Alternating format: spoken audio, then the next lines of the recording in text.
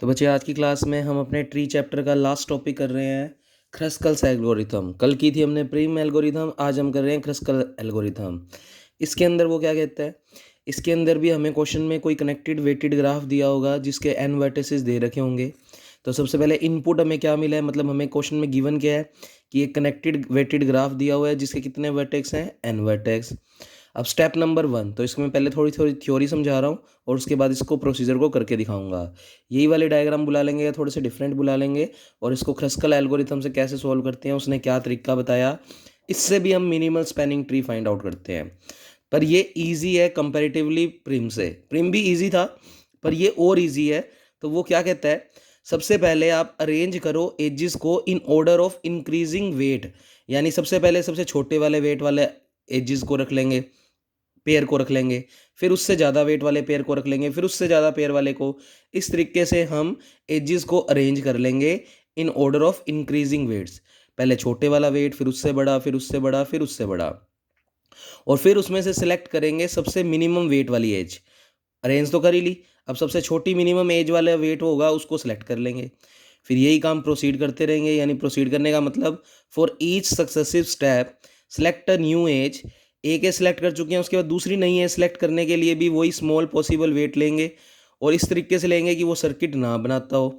और ये प्रोसेस तब तक करते रहेंगे जब तक हमें टोटल वर्टेक्स एन है तो n-1 एजेस ना मिल जाए।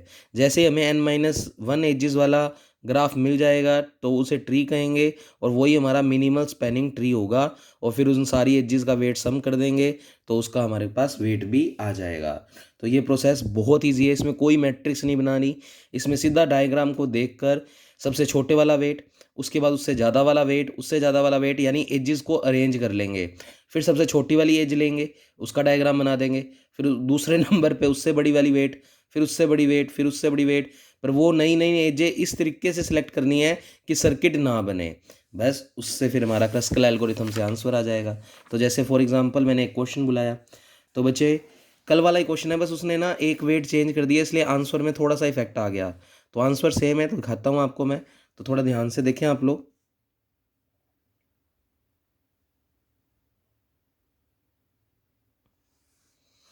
तो बच्चों डायग्राम आप लोगों को दिख रहा होगा, आपकी कॉपी के अंदर भी होगा डायग्राम, तो देखें ध्यान से उसके नोट्स को भी। तो बच्चे एक आपको find the minimal spanning tree for the graph given below, और उसने कहा है कि कौन से करना है अपने को, क्रस्कल एल्गोरिथम से। तो बच्चे उसने एक डायग्राम बना रखा है, ये वर्टेक्स थोड़ा सा कट रहा होगा आपको। तो बच्चे मैं दिखाऊंगा आपको इस वर्टेक्स का नाम, तो V3, ठीक है बच्चे। तो इस वर्टेक्स का नाम क्या है, V3। तो वेट जो चेंज है, कल वाला डायग्राम बुलाया हुआ है, बस यहाँ पर अपनों ने कल 5 लिखा था, आज उसने 7 लिख दिया। अब 7 लिख दिया तो कल अपना 25 आया था आंसर, आज 27 आ जाएगा। और अगर आप इसको 5 करना चाहो तो 5 कर सकते हो, पर अब इसको 5 करोगे तो फिर कई जगह चेंज करना पड़ेगा। तो डजेंट मैटर, अपने को तो प्रोसेस सीखना है। तो बच्चे कल वाला ही क्वेश्चन है, बस यहाँ पर 5 की जगह 7 लिख दिया उसने। तो इनपुट हमें क्या है, सबसे पहले कनेक्टेड वेटेड ग्राफ दिया हुआ है जिसमें हमें वर्टेक्स दिए हुए हैं। वर्टेक्स अगर हम काउंट करें तो टोटल 6 वर्टेक्स हैं। तो इसका मतलब जो हमारा लास्ट आंसर होगा उसमें 5 एजेस होंगी, एक कम।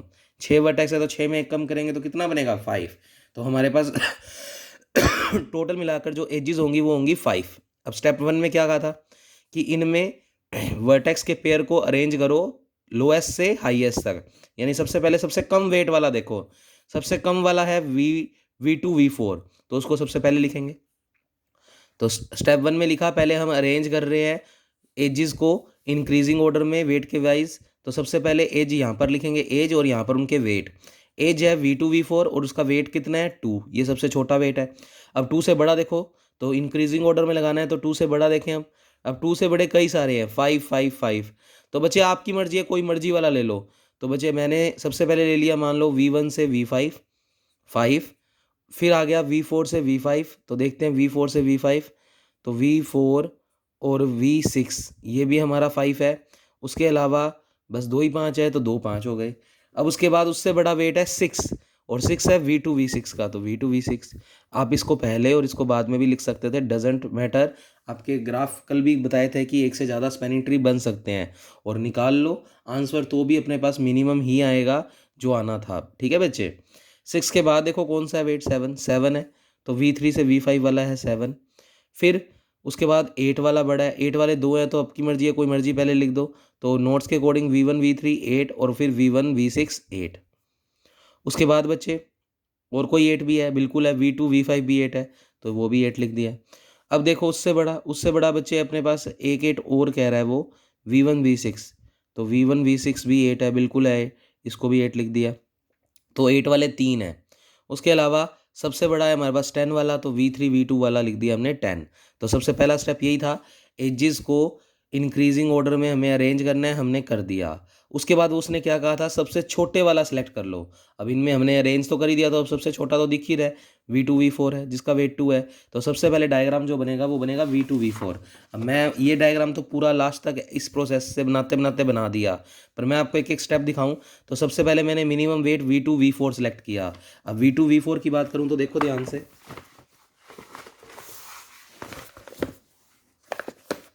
तो बच्चे डायग्राम में V2 V4 देखते हैं। V2 V4 कुछ इस तरीके से बना हुआ है, तो मैंने बनाया। तो एक सेकंड बच्चे होल्ड करें।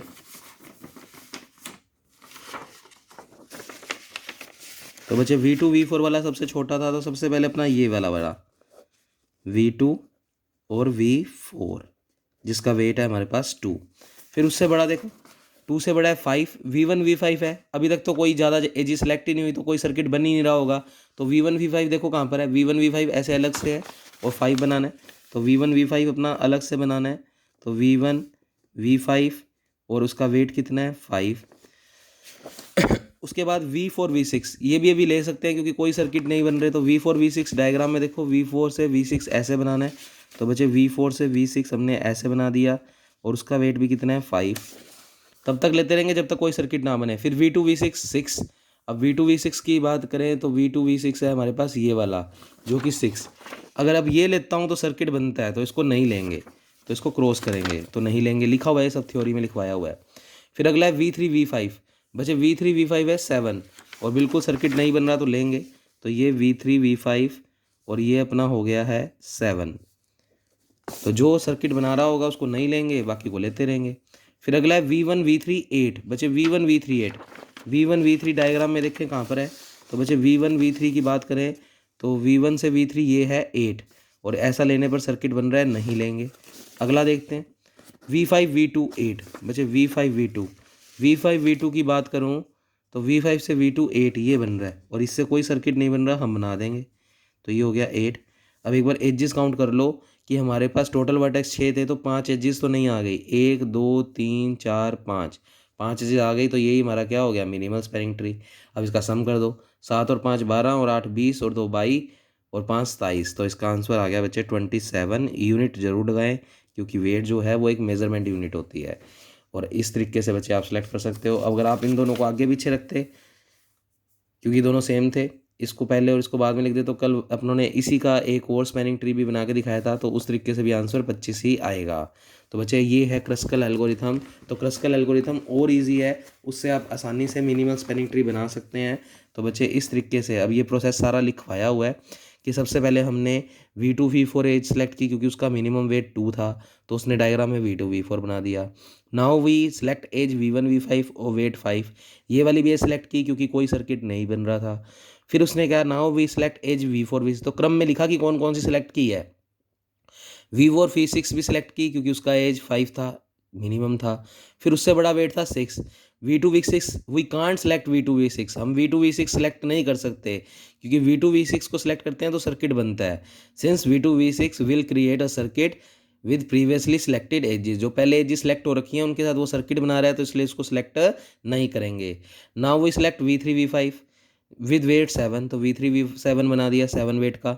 फिर we select edge V3, we can't select V1 V3, हम V1 V3 8 वाली सिलेक्ट नहीं कर सकते क्योंकि फिर वो प्रीवियसली सिलेक्टेड एजेस के साथ क्या बना रहा है, सर्किट, तो नहीं लिया। फिर उसके बाद हमने लिया V1 V3, तो V1 V3 जो भी वेट का था वो हमने बना दिया। तो बच्चे सॉरी V1 V3 नहीं, V5 V2, तो V5 V2 बना दिया 8 वेट का, ये भी बना दिया। और ये प्रोसेस करने से हमारे पास एजेस आ चुकी हैं 5, तो ये प्रोसेस ख़त्म हो गया। तो फिर हमें लास्ट में आउटपुट मिल गया बच्चे, we get required minimal spanning tree of weight 27 units. तो नेक्स्ट क्वेश्चन अब आप लोग देखो मेरे साथ साथ। तो उसमें थ्योरी नहीं लिखी, पर वो अगर पेपर में आता है तो आप थ्योरी लिख सकते हो, क्योंकि इतनी डिफिकल्ट लैंग्वेज में नहीं थी। तो ये कनेक्टेड ग्राफ है, इसमें वर्टेक्स काउंट करो। कल वाला ही ग्राफ है, तो n बराबर 6, कल भी 12 आंसर आया था, क्रस्कल एल्गोरिथम से भी सेम ही आंसर आ रहा है, देखो 12, क्योंकि मिनिमम स्पैनिंग ट्री इसमें 12 वेट का बन सकता है। वही सबसे छोटे से क्रम में अरेंज करना स्टार्ट करो। सबसे छोटी एज है 1 वाली, तो V3 V4 पहले नंबर पे, जिसका वेट है 1, तो इस तरफ लिखी हुई है एजेस और इस तरफ लिखा हुआ है वेट। 1 से बड़ी देखो, 1 से बड़ी 2 है, 2 बार है, तो अपनी मर्जी है, पहले चाहिए ये वाली लिख दी तो V1 V3 2, और फिर ऐसे ही V5 V6 लिख दो 2। फिर 2 से बड़ा देखो 3, 3 भी 2 बार है, तो V3 V6 आ गया एक, तो 3, और एक आ गया V1 V5, वो भी आ गया बच्चे। V3 V6 से 3 और V1 V5 3। उससे 3 से बड़ा देखो, 3 से बड़ा है 4, तो V1 V2 देख लो कितना है 4। फिर 4 से बड़ा देखो कोई, 4 से बड़ा बचे है 5, तो V2 V4 हो गया 5, और फिर V4 V6 हो गया 6। अब ये क्रॉस लगाए हुए हैं वो इसलिए क्योंकि थ्योरी तो लिखी नहीं, तो इसका मतलब ये वाली ये सिलेक्ट नहीं हो रही होगी। देखते हैं क्यों नहीं हो रही। सबसे पहले V3 V4 लिखेंगे क्योंकि सबसे मिनिमम वेट का है, तो V3 V4 वाला डायग्राम बना दिया, तो ये रहा V3 से V4 1 वेट। फिर V1 V3 है 2, V1 V3 2, कोई सर्किट नहीं बन रहा तो ले लिया, तो V1 से V3 ले लिया 2। उससे अगला V5 से V6, V5 से V6 है 2, और कोई सर्किट नहीं बन रहा तो वो भी बना दिया। फिर V1 V5 3, बच्चे V1 V5 देखो डायग्राम में 3, यहाँ से भी अभी तक कोई सर्किट नहीं बन रहा, बना दिया। तो अभी तक जितना ग्राफ बना है वो ये बना है, ये बन गया, ये बन गया, ये बन गया और ये बन गया, इतना इतना ग्राफ तो बन चुका है। अगला आता है V3 V6 3, बच्चे V3 V6 3, अगर मैं ये लेता हूँ तो ये एक सर्किट बन गया, बंद शेप बन गई, ये पूरी एक क्लोज शेप बन गई, तो इसको नहीं लेना, तो इसलिए क्रॉस लगा दिया, क्योंकि ये मेक सर्किट बना रहा है। फिर V1 V2 4 है, V1 V2 4 है, तो ये बिल्कुल ले सकते हैं। अब एजेस गिन लो, 1 2 3 4 5, इसलिए हमने इन दोनों पे क्रॉस लगा दिया कि इनको भी अब काउंटिंग में नहीं लेंगे, क्योंकि हमारा ट्री बन चुका है। क्योंकि जितने वर्टेक्स है उससे एक कम तक ही ट्री बनाना होता है, तो क्योंकि ट्री में अगर n वर्टेक्स होते हैं तो n-1 एजेस ही हो सकते हैं। तो बच्चा ये ट्री बन गया, तो इसका आउटपुट कितना आ गया 12 यूनिट। और अगर लेने की कोशिश करते तो सर्किट बन जाता है, देखो V2 V4 लेते तो ये सर्किट बन गया, V4 6 लेते तो भी सर्किट बन जाता है, तो इसलिए वो खत्म ही हो जाता है। तो ये मिनिमम स्पैनिंग ट्री। तो आपको याद रखना है प्रोसेस को एंड कब करना है, जब अपने पास एक कम एजेस आ जाए। तो बच्चे ये चैप्टर अभी ख़त्म नहीं हुआ, इसमें एक और टॉपिक और है, पोलिश नोटेशन। तो ये तो अपना नेक्स्ट यूनिट है जो अपने बाद में करेंगे। आप सीधा अपने कॉपी के एंड में जाएं, तो मैंने इस तरीके से इसलिए दिखाया जिससे आपको मिल जाए आर्टिकल। तो बच्चे आप कई सारे पेज टर्न करेंगे तो सबसे लास्ट में जाकर आपको मिलेगा पोलिश नोटेशन, तो बिल्कुल एंड में जाकर मिलेगा आपकी कॉपी में, जो आप कॉपी फोटो स्टेट करा के आए हैं। तो उसमें पोलिश नोटेशन नाम से एक छोटा सा टॉपिक और है, तब जाकर ये हमारा यूनिट पूरा खत्म होगा। तो 2 यूनिट हमारे पूरे पैक हो गए हैं, तो अब आप इस पेपर में आराम से अच्छे नंबर स्कोर कर सकते हैं। नेक्स्ट यूनिट करवाएंगे आपको फॉर्मल और लॉजिक यूनिट्स। तो बच्चे अगला टॉपिक है पोलिश नोटेशन। तो पोलिश नोटेशन में देखें क्या कुछ पढ़ रहे हैं। The way to write arithmetic expression is known as notation.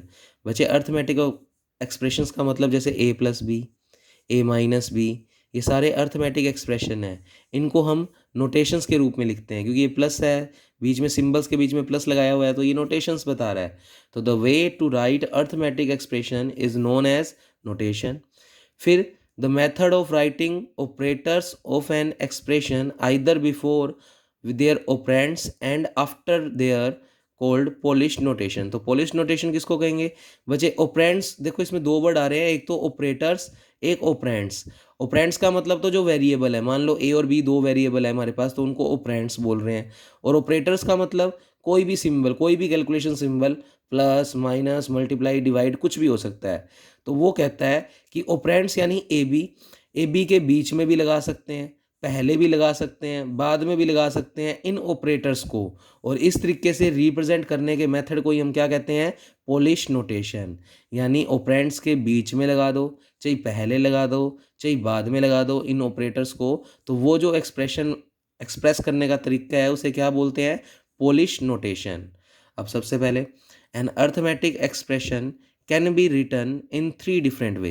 किसी भी अर्थमेटिक एक्सप्रेशन को लिखने के 3 तरीके हैं, और तीनों के तीनों इक्विवेलेंट हैं। यानी हम जो 3 तरीकों से किसी भी एक्सप्रेशन को लिखेंगे, वो तीनों भले ही लिख तो अलग अलग रहे हैं, पर वो आपस में इक्विवेलेंट है, यानी तीनों से रिजल्ट सेम ही आएगा।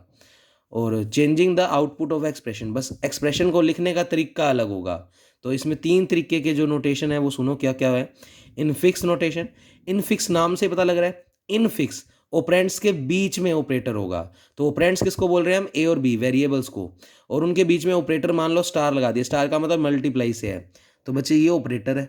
तो स्टार तो ऑपरेटर है और ए और बी ऑपरेंड्स हैं, साइड में लिखा भी है।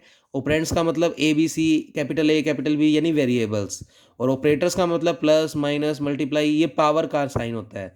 जैसे 2 की क्यूब है तो उसको लिखने का तरीका 2 एरो 3, ऐसे डिवाइड का साइन है। तो बच्चे वो कहता है इनफिक्स नोटेशन किसको कहेंगे, जिसमें दो ऑपरेंड्स के बीच में ऑपरेटर होगा। और ऐसे ही प्रीफिक्स नोटेशन, प्रीफिक्स मतलब जो ऑपरेटर है वो ऑपरेंड से पहले लिख दो, प्री का मतलब पहले, तो ऑपरेंड्स तो ए बी और उससे पहले लिख दिया हमने ऑपरेटर को, तो ये हो गया प्रीफिक्स नोटेशन। तो ये रिप्रेजेंट करने का प्रीफिक्स नोटेशन का तरीका है। पोस्ट फिक्स, तो आप ऑपरेटर को ऑपरेंड्स के बाद में लगा दो। ऑपरेंड्स किसको बोल रहे हैं, ए बी को, और ऑपरेटर किसको बोल रहे हैं, स्टार को। तो स्टार अगर लास्ट में लगा हुआ है, यानी कहने का मतलब ऑपरेटर अगर लास्ट में है तो पोस्ट फिक्स, ऑपरेटर अगर पहले है तो प्रीफिक्स, और अगर ऑपरेटर बीच में है तो इनफिक्स नोटेशन। तो बच्चे ये पोलिश नोटेशन में 3 टाइप की नोटेशंस हैं। अब सबसे पहले इनकी डेफिनेशंस पढ़ते हैं। तो इनफिक्स नोटेशन किसको कहते हैं, we write expression in infix notation. तो देखो, दो ऑपरेंड्स के बीच में ऑपरेटर, दो ऑपरेंड्स के बीच में ऑपरेटर, और भी आगे तक लिख सकते हो। तो ये एक इनफिक्स नोटेशन है क्योंकि इसके अंदर दो ऑपरेंड्स के बीच के अंदर ऑपरेटर आ रहा है, और अगर ऑपरेंड्स के बीच में ऑपरेटर लिखते हो तो infix notation. Where operator are used in between operands. ऐसी prefix notation, in this notation operator is prefixed, operator को पहले फिक्स किया जाता है टू द ऑपरेंड्स। तो हम ऑपरेंड से पहले अगर लगा देंगे तो वो प्रीफिक्स नोटेशन हो जाएंगे। That means operator is written ahead of operands, operand से आगे किन को लिखा जाता है, ऑपरेटर्स को। एग्जाम्पल, प्लस ए बी, यानी ए बी तो ऑपरेंड्स थे और उससे पहले हमने लगा दिया ऑपरेटर, तो this is equivalent to infix notation A plus B.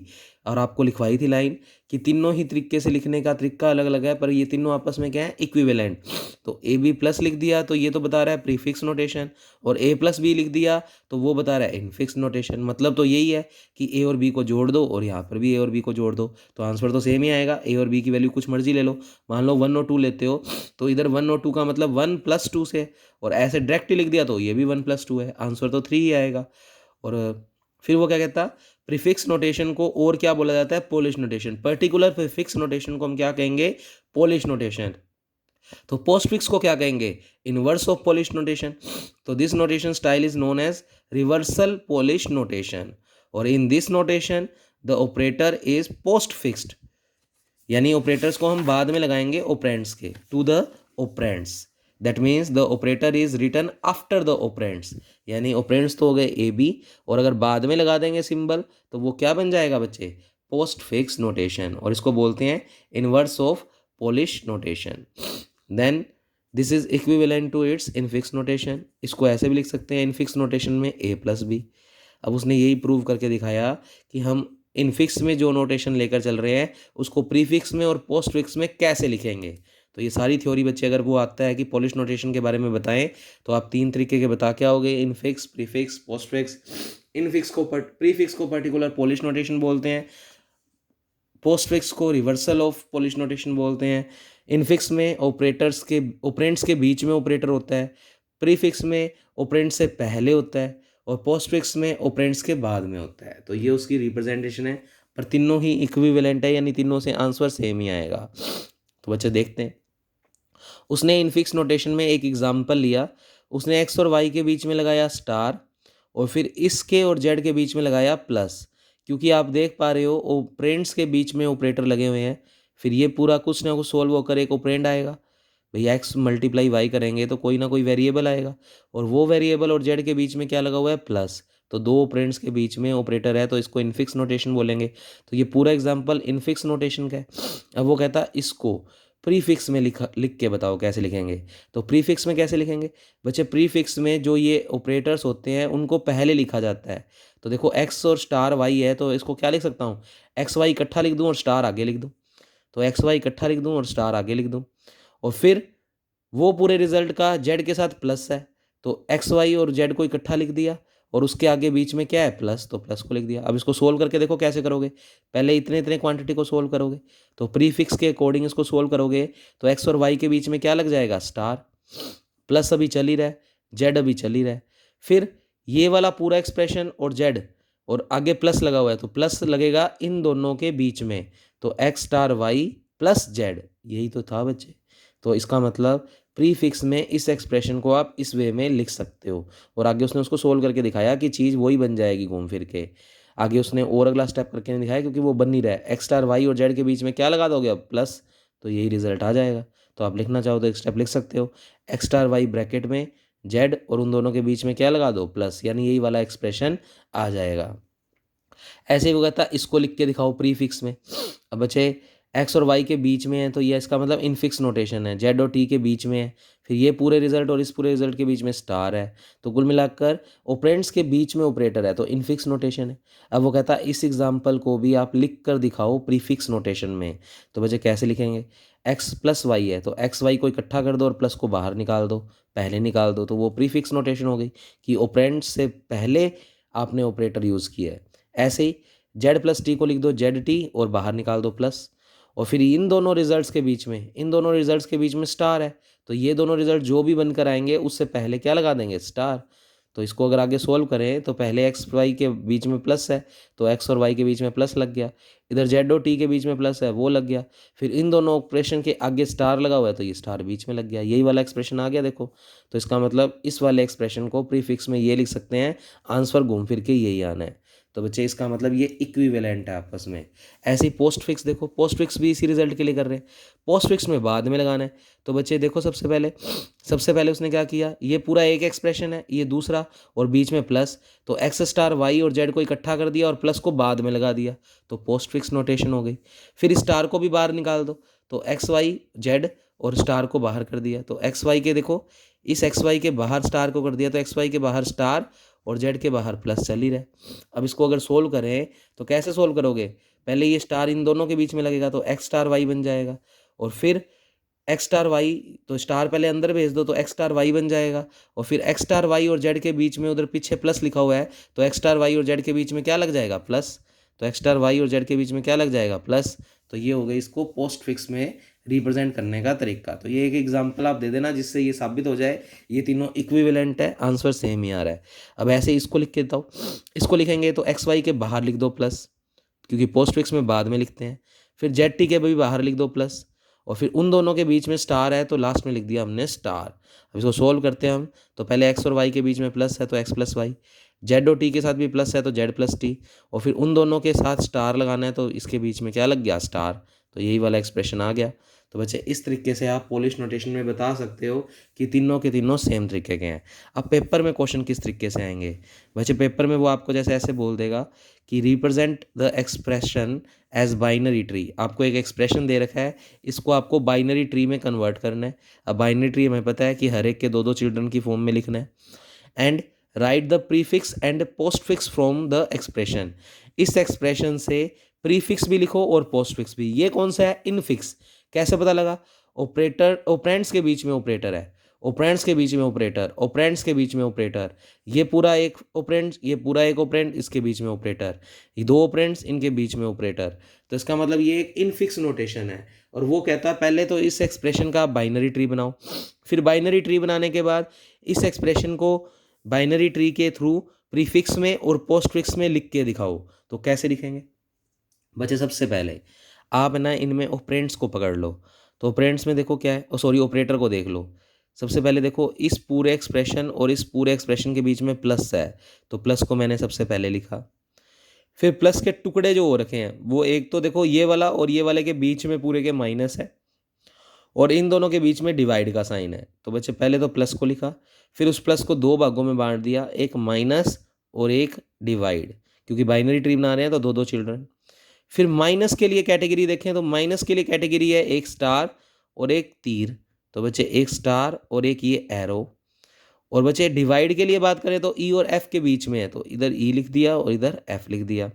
फिर माइनस को जब हमने स्टार और एरो में बदला था तो यहाँ तक पहुँच गए। स्टार किन किन के बीच में है, ए और बी के बीच में, तो ए और बी लिख दिया।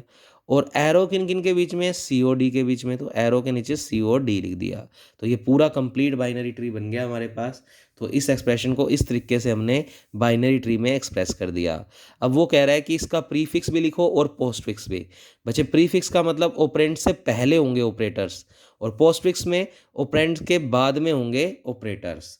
अब प्रीफिक्स लिखने के लिए किसी बाइनरी ट्री से अगर प्रीफिक्स लिखना है तो आप ऊपर से नीचे की तरफ चलोगे। ऊपर से नीचे की तरफ चलने का मतलब आप सबसे पहले चेक करें कि भाई ए और बी के बीच में क्या ऑपरेशन था बच्चे, स्टार।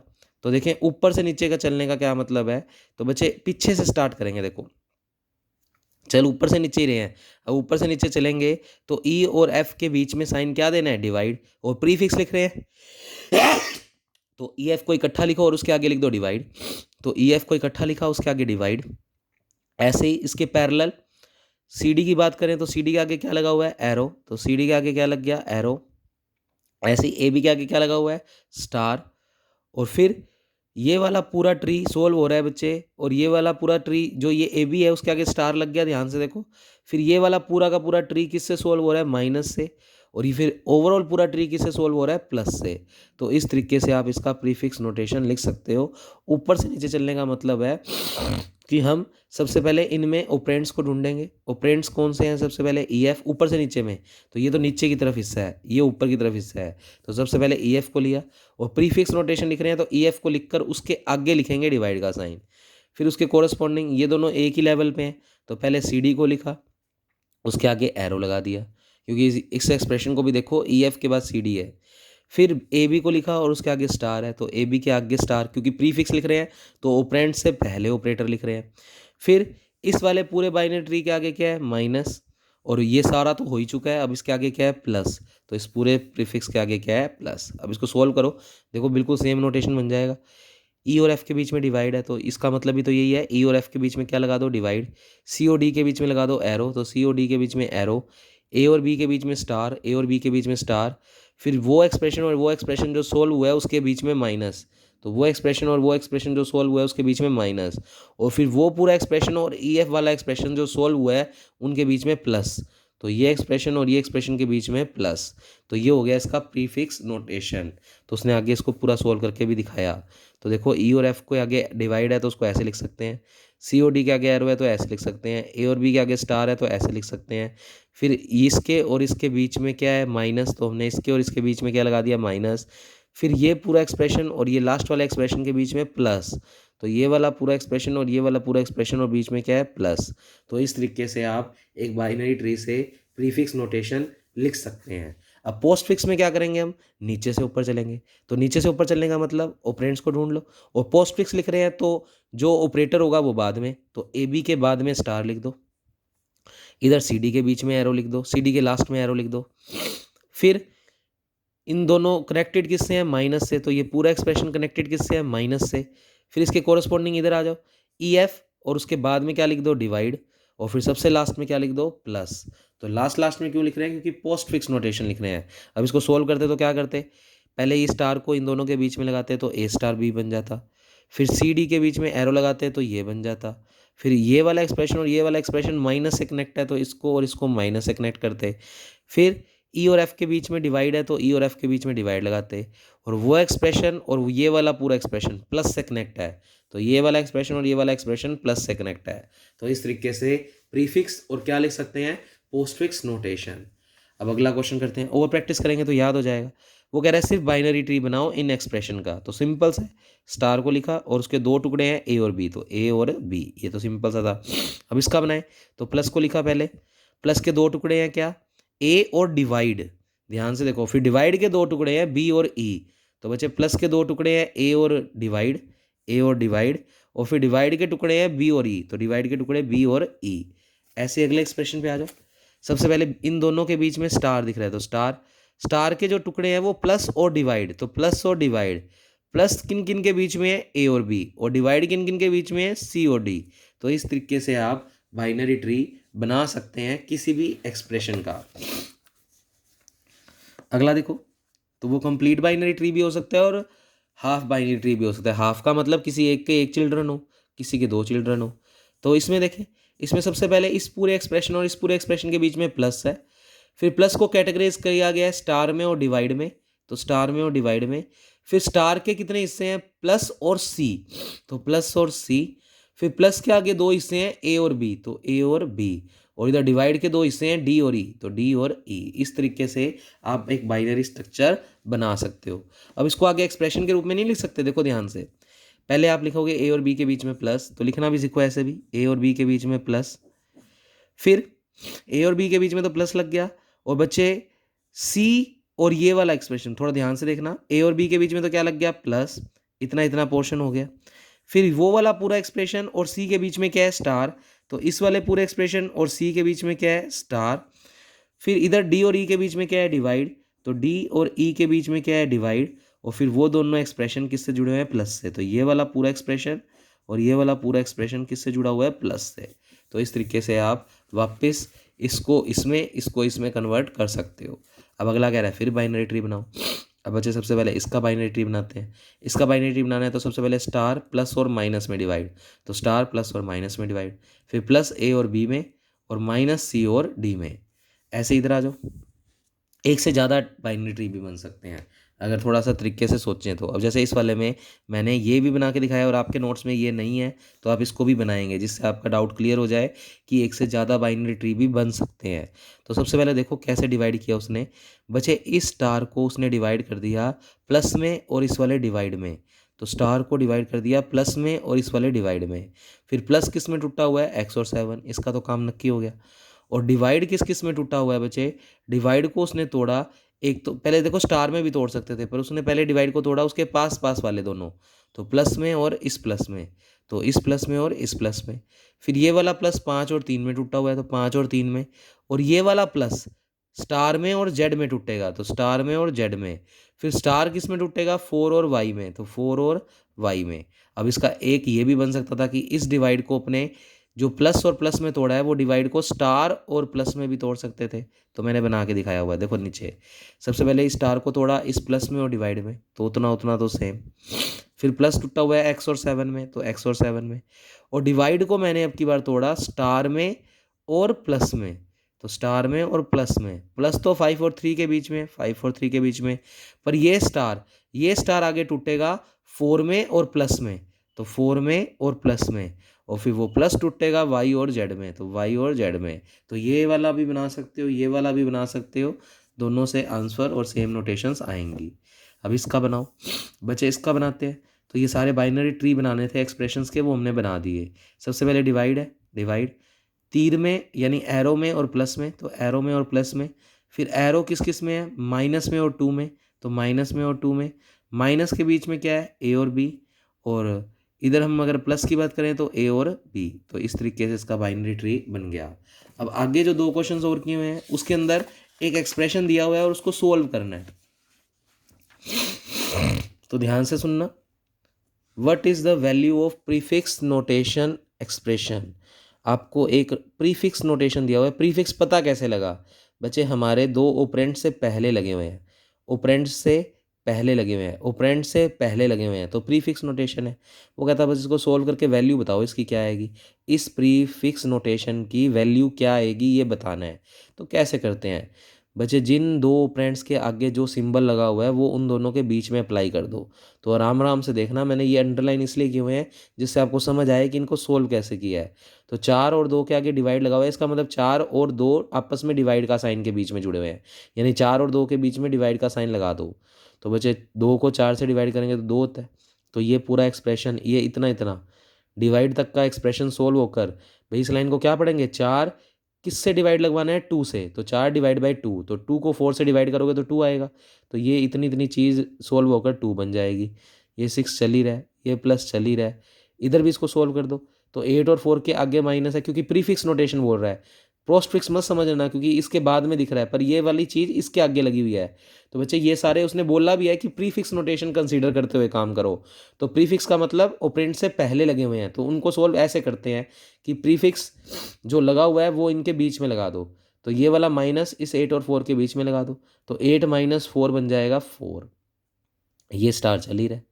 अब 6 और 2 से आगे प्लस लगा हुआ है, तो यानी 6 और 2 के बीच में प्लस लगा दो, तो 6 + 2 कितना हो गया 8। ये 4 चल ही रहा है, ये स्टार चल ही रहा है, स्टार का मतलब मल्टीप्लाई है, तो 4 और 8 के बीच में मल्टीप्लाई लगा दो, तो 4 × 8 कितना हो गया 32। तो इस तरीके से इस एक्सप्रेशन को हमने सोल्व करना है।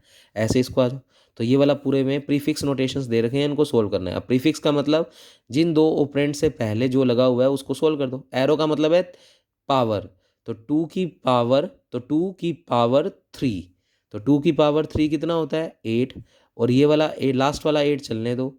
आगे अब क्या बचा हुआ है डिवाइड, ऐसे 2 3 5 बचे, 2 3 से जस्ट पहले क्या लगा हुआ है स्टार, तो दो दो के बीच में ऑपरेट सोल्व करते हैं, तो 2 और 3 और आगे स्टार, तो 2 × 3 कितना हो गया 6, और 6 के साथ साथ में क्या चल रहा है 5, इधर माइनस भी चल रहा है, ये प्लस भी चल रहा है। अब फिर सोल्व कर दो, ये 2 से आगे डिवाइड लगा हुआ है, यानी 8 को 8 से डिवाइड, तो कितना आएगा 1, और 6 और 5 के आगे माइनस है, तो 6 - 5 कितना हो गया 1, तो 1 इधर से आया, 1 इधर से आया, और आगे प्लस चल रहा है।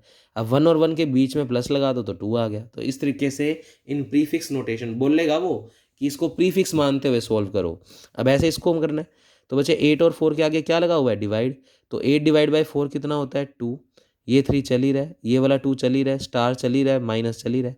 अब ये 2 2 के बीच में क्या है स्टार, तो 2 × 2, पहले इन दोनों के बीच को सोल्व नहीं कर सकते क्योंकि ये दो ऑपरेटर है ही नहीं, दो ऑपरेंड्स होते यानी 2 के साथ कोई और वैल्यू होती तो चाहिए आप सोल्व कर देते हैं, पर अदरवाइज तो सोल्व नहीं होगा। और वैसे भी बोर्ड मास का लगा दो नियम, तो पहले डिवाइड सोल्व करते हैं, तो इस तरीके से कर दो इसको।